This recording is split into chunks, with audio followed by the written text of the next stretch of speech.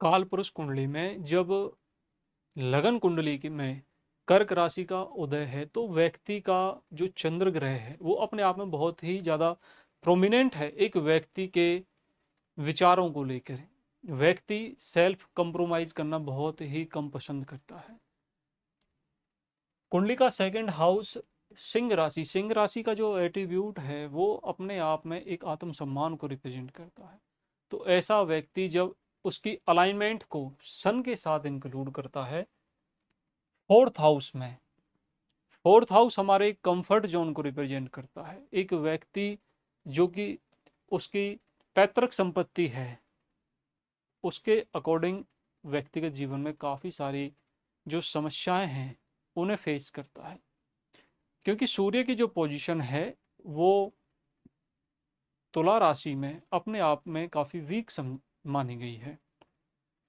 इसी के साथ साथ जब व्यक्ति का जो कर्म क्षेत्र है, कर्म क्षेत्र मेष राशि, मंगल ग्रह का अधिपत्य मेष राशि के जुड़ाव से काफ़ी अच्छा एक रिजल्ट देता है, क्योंकि 10th हाउस कुंडली का व्यक्ति के कर्म क्षेत्र को रिप्रेजेंट कर रहा है। ये सारी जो अलाइनमेंट्स हैं जब पंचांग के साथ जुड़ करके कार्य करती हैं तो पंचांग का जो कंसेप्ट है वो योग,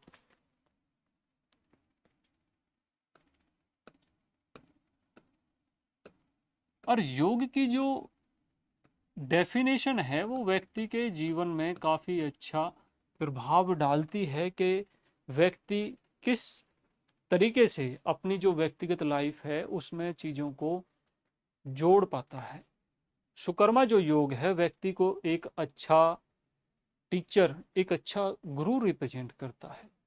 वहीं पर अगर ऐसा व्यक्ति ट्रैवलिंग से या फिर किसी अदर वर्किंग में जो कि थर्ड हाउस या घृति योग से संबंधित है, किसी एफिशिएंसी को चेंज करने वाला जो मूवमेंट है वहां पर जैसे ही मूव होता है तो कई बार काफ़ी सारी जो प्रॉब्लम्स हैं उसके व्यक्ति के जीवन में देखने के लिए मिलती हैं। इसके साथ साथ जो तिथि का कंसेप्ट है, हमारा तिथि बॉर्न जो व्यक्ति का एक प्रभाव है उसकी वर्क एफिशिएंसी को उसके योग के साथ जोड़ करके आगे मूव करता है। तो इसलिए जब भी हम अपने लगन चार्ट को पंचांग के साथ जोड़कर इंक्लूड करते हैं तो वहाँ पर बहुत सारी चीज़ें देखने के लिए मिलती हैं एक व्यक्ति के जीवन में। इसलिए जब भी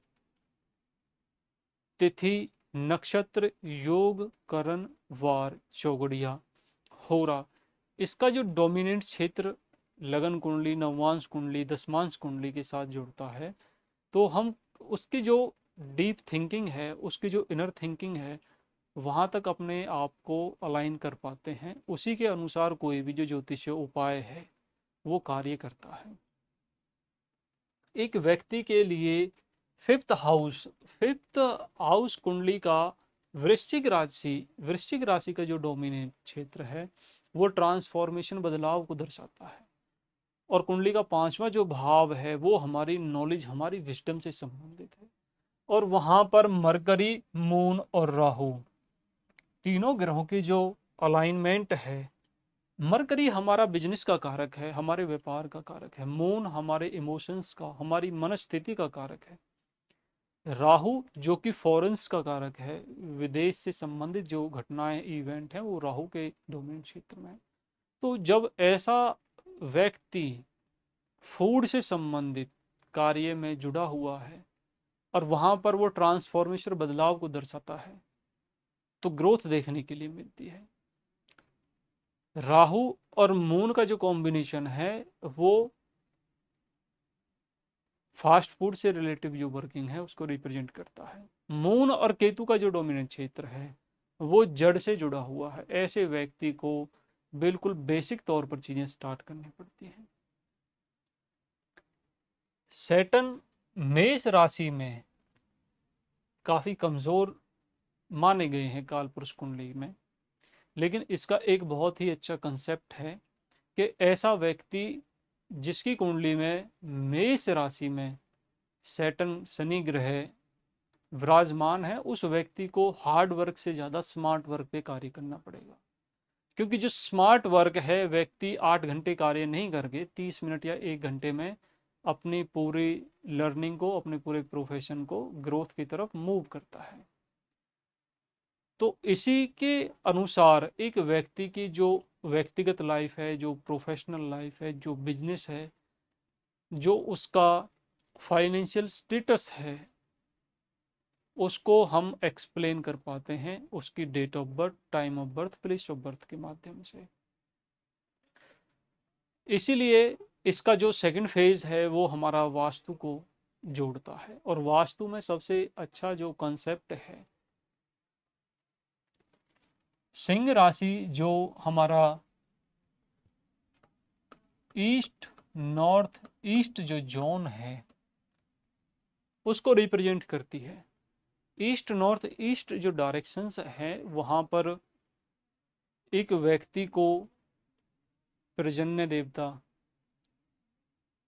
की जो प्रेजेंस है वो काफी अच्छे तरीके से अनुभव है। धन से संबंधित कोई परेशानी अगर व्यक्तिगत लाइफ में हम फेस कर रहे हैं तो यहाँ पर इम्बैलेंस होना स्वाभाविक बात है।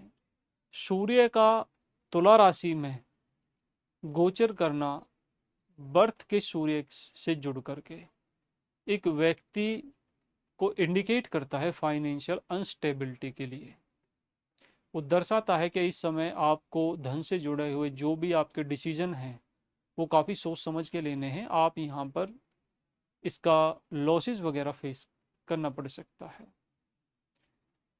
और जब मंगल ग्रह जो कि हमारे कार्यक्षेत्र के ग्रह हैं, इनकी वक्री अवस्था सिंह राशि में मार्स केतु का जो कंजंक्शन है वो कुजवत योग का निर्माण करता है।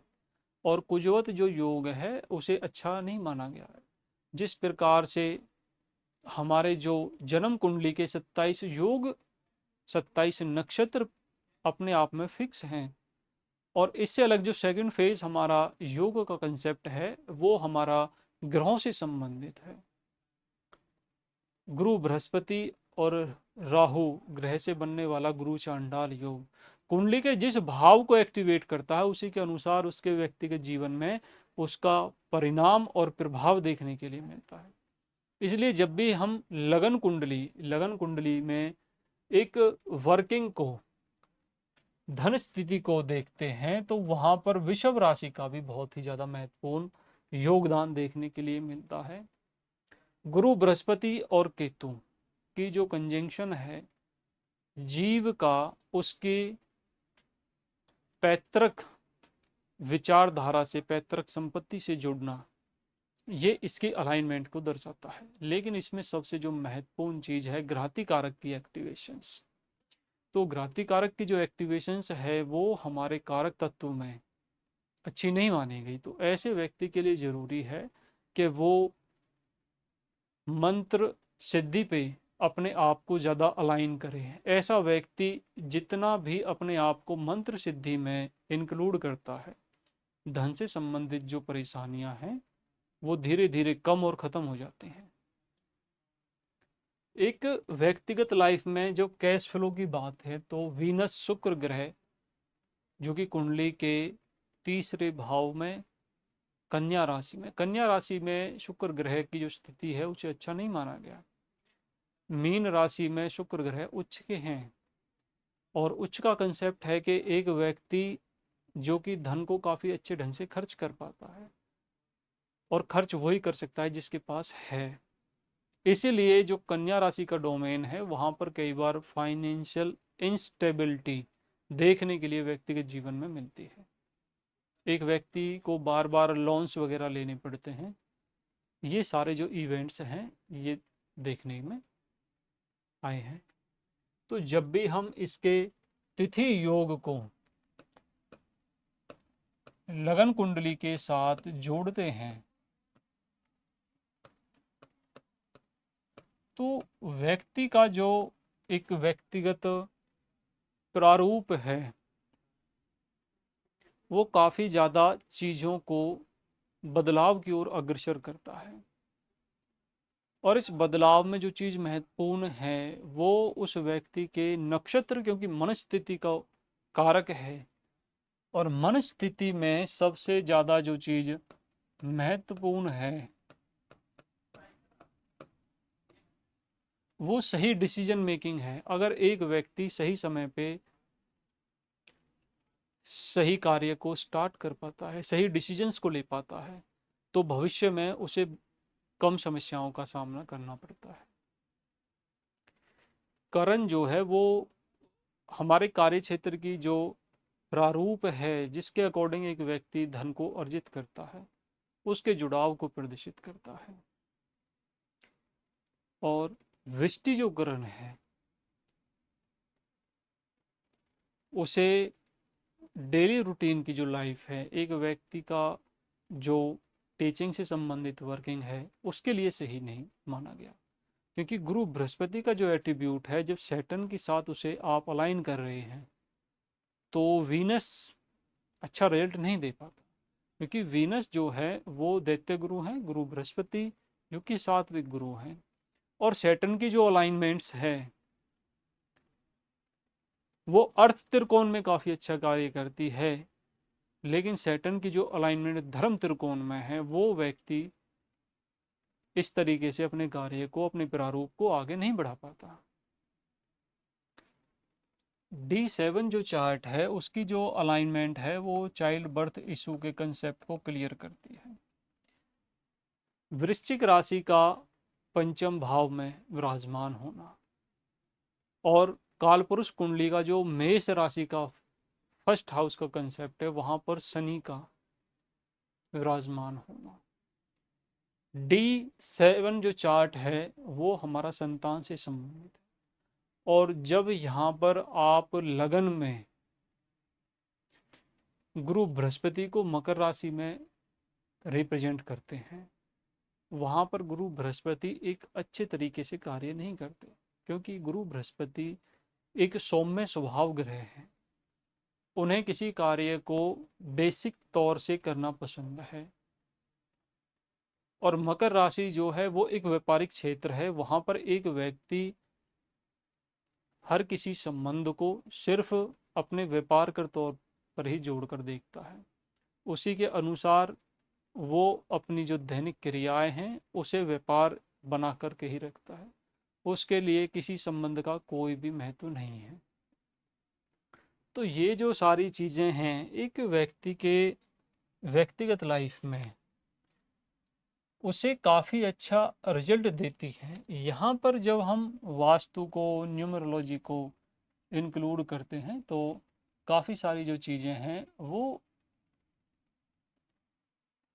वेरिएशन को भी रिप्रेजेंट करती हैं कि एक जो व्यक्ति है वो कंटिन्यूसली किसी भी ज्योतिषीय उपाय को अपने व्यक्तिगत जीवन में रिपीट कर रहे हैं और उसका रिजल्ट देखने में नहीं मिलता, तो इसके लिए हमें वर्षफल कुंडली का भी सहारा लेना पड़ता है। एक व्यक्ति की date of birth, time of birth, place of birth एक डिग्री सिस्टम पे सूर्य और चंद्रमा की जो मिड सेंटर है, मिड पॉइंट है, उससे जुड़ने वाला जो बिंदु है उसी के अनुसार जो सहम बिंदुओं का प्रारूप जुड़ता है।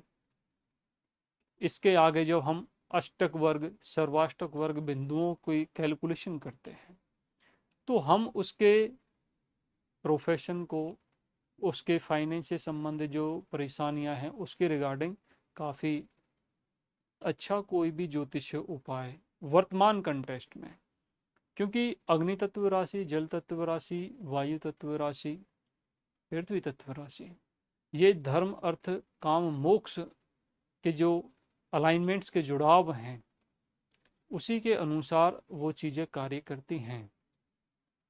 इसके साथ साथ आपको ये चीज़ें भी देखनी काफ़ी ज़रूरी है कि व्यक्ति का पर्सन, उसकी जो समस्याएं हैं उसको इम्पोर्टेंस देना बहुत ज़रूरी है। अपनी तरफ से आप किसी व्यक्ति को कोई भी समस्या या कोई भी ज्योतिषीय उपाय परचेज ना करें, क्योंकि उसका जो रिजल्ट है वो फिर शून्य है, ज़ीरो है अपने आप में। तो जब भी आप पंचांग के अलाइनमेंट को वैदिक ज्योतिष सिस्टम के साथ जोड़ते हैं वहाँ पर हाउस मैप जो है वो हमारे वास्तु कालपुरुष कुंडली, क्योंकि एक व्यक्ति का जो निर्माण है वो पंचतत्व से है, एक जो भवन का निर्माण है वो भी पंचतत्व से है, और उसी के अनुसार आगे सारी जो भी कैलकुलेशंस हैं वो कार्य करती हैं। न्यूमरोलॉजी जो अंक शास्त्र है, अगर आप उसे वैदिक ज्योतिष सिस्टम से जोड़ करके कार्य करते हैं तो काफ़ी अच्छा रिजल्ट देखने के लिए मिलता है, क्योंकि व्यक्ति का जो नाम है वो पंचांग को देख करके स्पष्ट होता है कि इस बच्चे का नामकरण इस अल्फ़ाबेट से ये नाम होगा। वो कैलेंडर से नहीं होता कि आपका जन्म 14 तारीख को है तो इसका नाम ये है, या 4 तारीख को है ये है, 8 तारीख को नाम है तो इस तरीके से नामकरण नहीं होता। कोई भी जो धार्मिक क्रियाकलाप है या व्यक्ति के जीवन के जो 16 संस्कार हैं उसमें पंचांग सबसे महत्वपूर्ण है, और पंचांग के अनुरूप ही ये जो सारी चीज़ें हैं वो कार्य करती हैं।